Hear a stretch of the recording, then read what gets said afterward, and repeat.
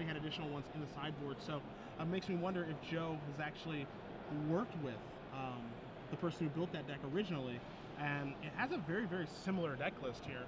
Okay. And he calls it Bug Walkers. We're calling it Bug Planeswalkers here.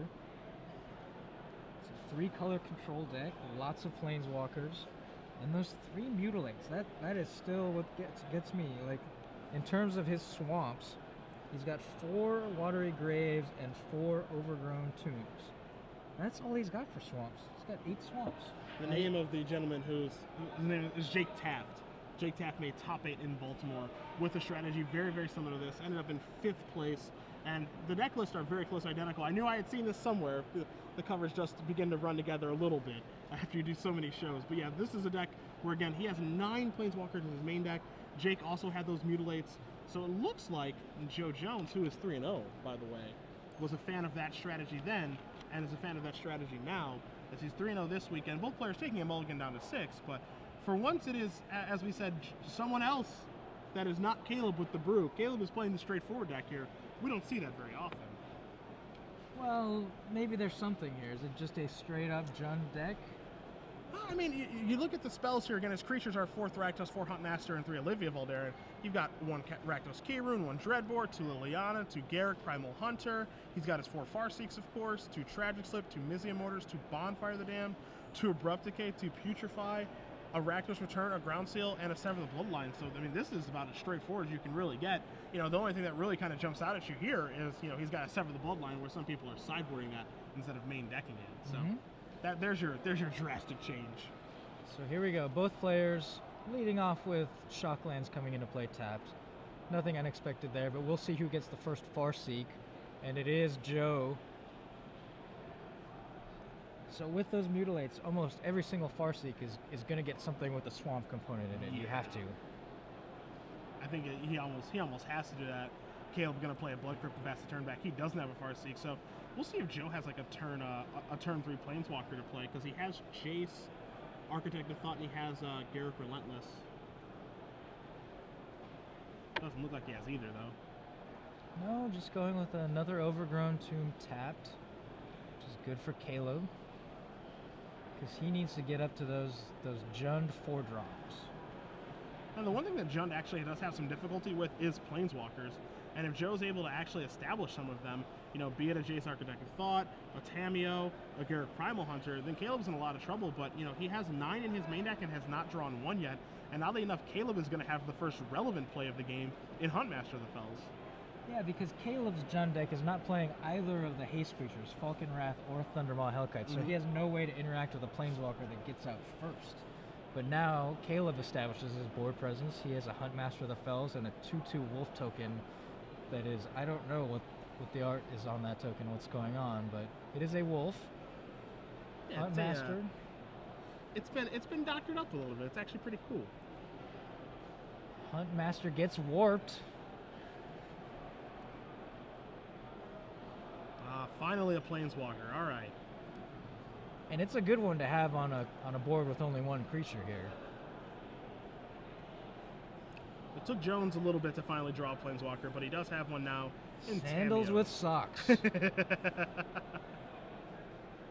I would never, ever wear sandals with socks. I'm doing it right now. Unbelievable.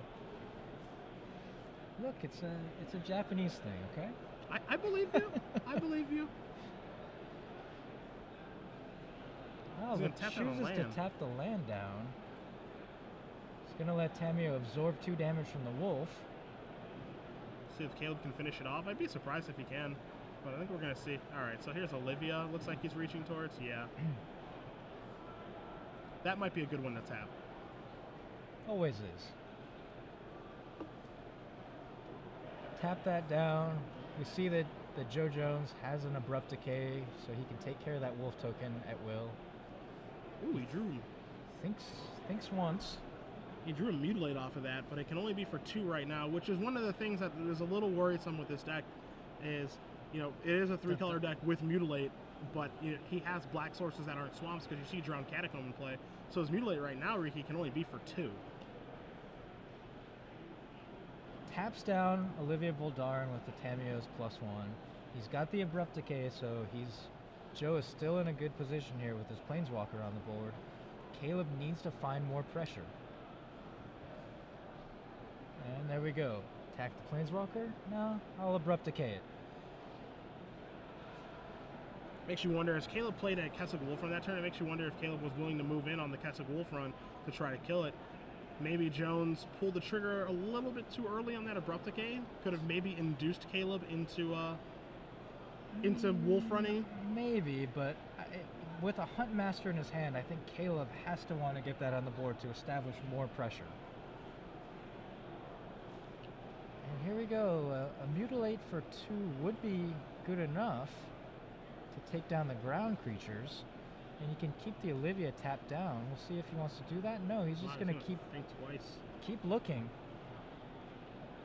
So now I think Caleb is going to go for it, because presumably the Olivia is going to get tapped, stay tapped. Yeah, if I'm Jones there, if I'm in his situation, I want to tap down Olivia, mutilate away that Huntmaster and that Wolf token, and just protect my Tamiyo as best I possibly can. Because now he's going to tap down Olivia, but now and the he's actually going to be able to take care of it. He's tapped out. Caleb is going to safely activate Wolf Run. Maybe he hasn't seen the Wolf Run. Yeah. Because as we were saying earlier, lands often go unnoticed. Yeah. Lands with abilities. So it's possible that he thinks that Tamiyo is going to go down to 1, and he's going to get to mutilate with Tamiyo on the board. Caleb activates his Olivia Voldaren, targeting one of his creatures to get a +1/+1 counter on it. Yeah, make it grow up a little bit. Sure. He had the spare mana, why not? Because he knows he's about to unshackle Olivia here. Oh, what is he? 2, 3, 4, 5, 6, 7? Let's see. A full Kessig Wolf Run on the Wolf to take out Tamiyo, and gets the 2 damage into Joe with the Huntmaster for value. And he did not play a spell. Yeah, so now Huntmaster is going to flip into Ravager of the Fells. It's going to deal Jones 2, and he gets to pass the turn back. So, you know, that Mutilate, and that Mutilate's not even looking good because they can't even take care of the Huntmaster. Because Caleb, did he know about the Mutilate somehow? I know Caleb is a pretty, I mean, he's obviously very good at Magic and stays well versed in what's going on in Magic. So, you know, seeing this deck make top 8 when Jake Taft was playing it in Baltimore a couple weeks ago, you know, if you paid attention to that deck list, you know that this deck does have copies of Mutilate in it. Because his lines of play there, growing the Olivia, I mean, you would, if you know you want to do that anyway. Yeah. But then, you know, not playing a spell, flipping the Ravager, everything plays perfectly here against the Mutilate. And now Joe just has to pass the turn to do what? Hoping to find that 4th Swamp? I think this is a miracle. No one draws their card like that and it's not a miracle. How about that? Ooh. Bonfire of the Damned.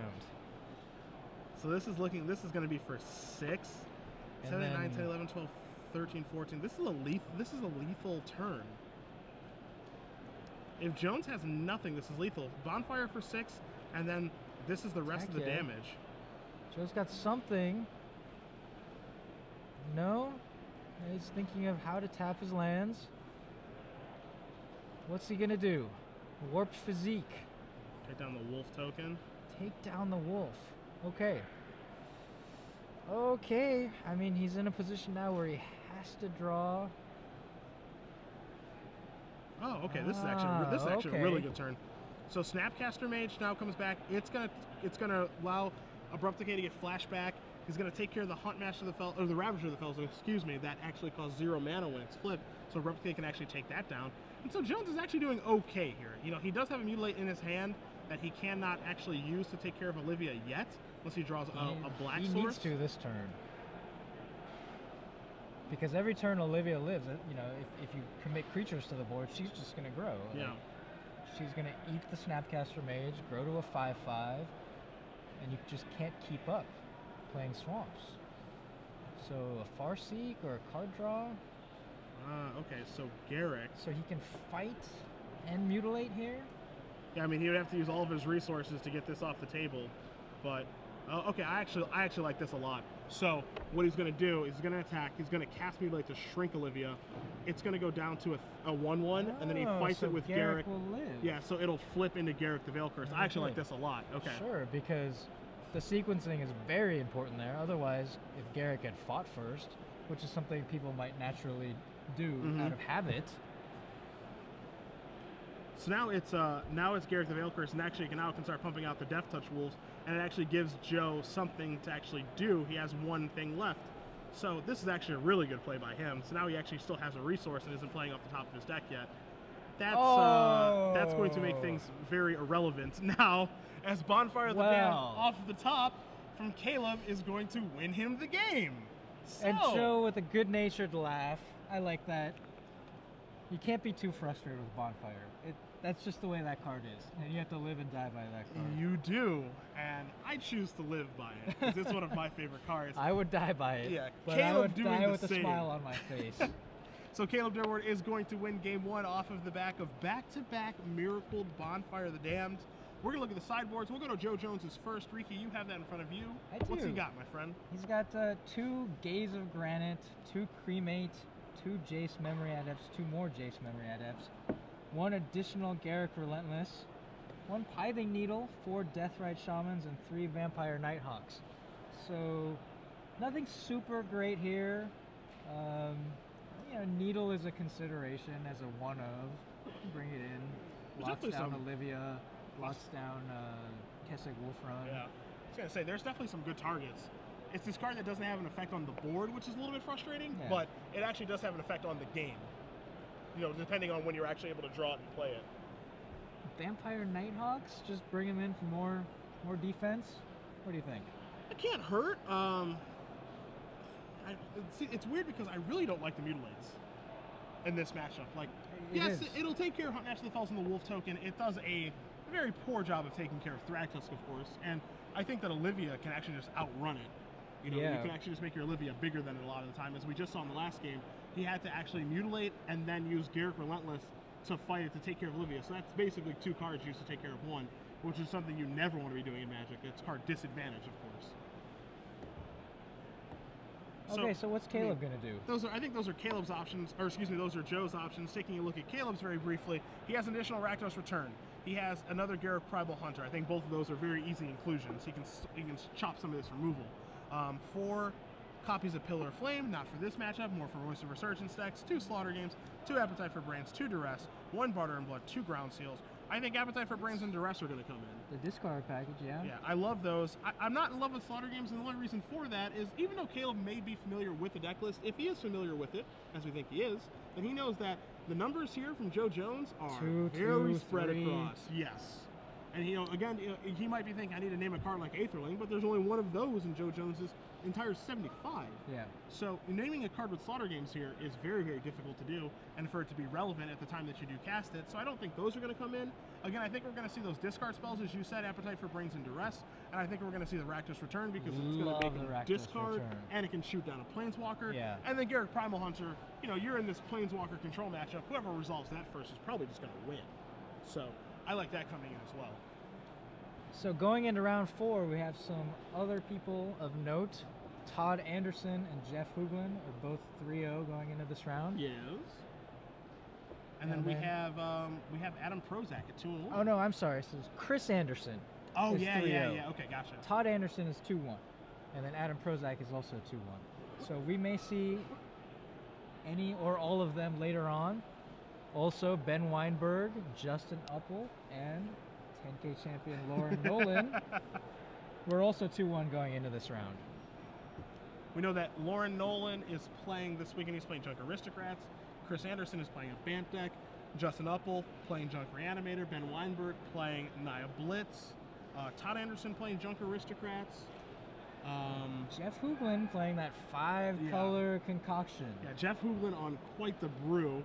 And we know he's already quite good at Magic, so I think there's a pretty good chance we're going to get to see that on camera tonight. Yeah, and he's on a mission this weekend. I don't know if you've talked to him. I haven't had the chance to, no. So he, according to his calculations, he needs 13 match wins this weekend in order to secure, I believe, a 3rd round bye for GP Las Vegas. Jeez. Yeah. He knows that? That's insane. he's done the math. He's added everything up. He knows kind of what attendance at these opens is like. To be fair, he is a statistician. He's well on his way to that with a 3-0 record here going into round 4. So okay, we're underway. Game number 2 here. And we are going to see Mr. Jones and Cia's on the play. He's going to have Farseek again, so he's got the man advantage, just like he did last game. But now this game he needs to capitalize on it, where last game he was unable.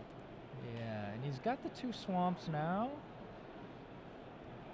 Yeah, he really needed that 3rd swamp on one of those turns to wipe the board, including Olivia. Yeah. And because he didn't have it, he chose to wait, and then things got kind of out of hand with the Ravager of the Fells and Olivia growing larger. Caleb has a forest, and does he have a Farseek? No Farseek. Looks like just a ground seal. Yep. Just going to cycle a ground seal. It's a fine card to have. Shuts down the Snapcaster Mages. Yeah, Snapcaster Mage looked pretty good last game. Joe Jones is going to draw a Farseek of his own, the second one now. He does have a Pithing Needle in his hand, too, so I'm going to be very interested to see what he's going to decide to name with Pithing Needle when he does play it. And this is a matchup where you do not want to preemptively go for it. Yeah. Because there are a lot of different options. Anything could beat you. You want to make sure you get the right one.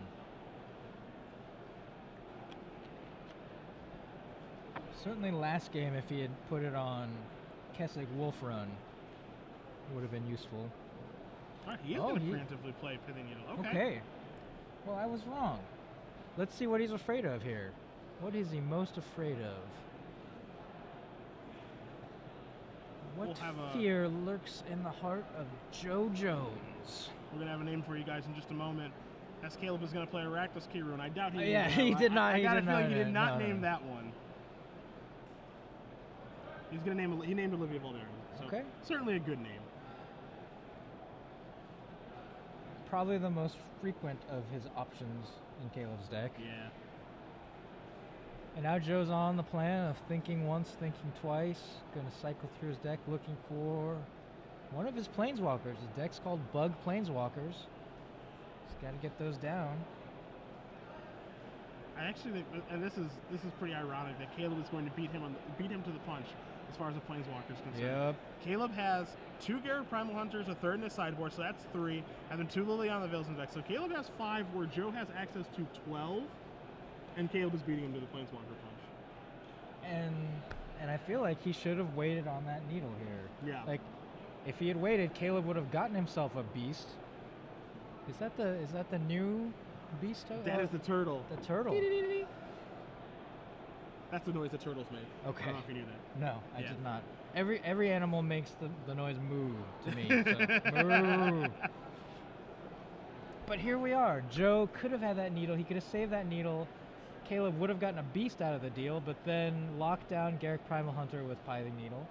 And then Caleb still has a second Garruk in his hand, so it would have been huge value to lock out that Primal Hunter. And when you're in like this Planeswalker battle, especially from Joe Jones's perspective, you know, the last thing that you want to see is your opponent actually cast a Planeswalker of their own, because you don't have cards, like you mentioned, like a Thundermaw Hellkite or a Falkenrath Aristocrat or maybe a War Leader's Helix, to be able to just take care of their Planeswalker. You're on a battle that you don't really want to fight. The reason that you're playing Planeswalkers is because other people aren't playing them, so they're difficult for other people to actually be able to beat.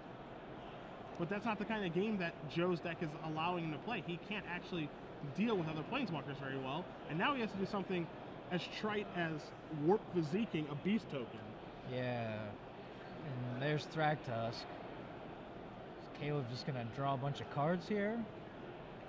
Reload since he has the second Garruk. He doesn't really care that much.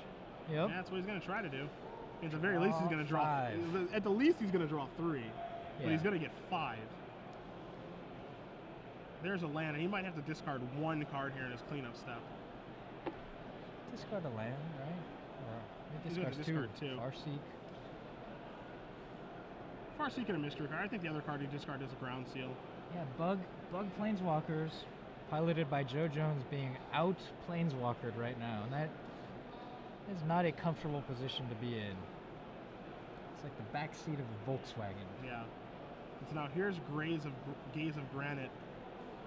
And the X is going to be 5 on this, but again, the damage has basically already been done. Now he has to kill his own Pithing Needle, and you know, he kills a Garruk, he kills a Thragtusk, Beast token's going to come into play.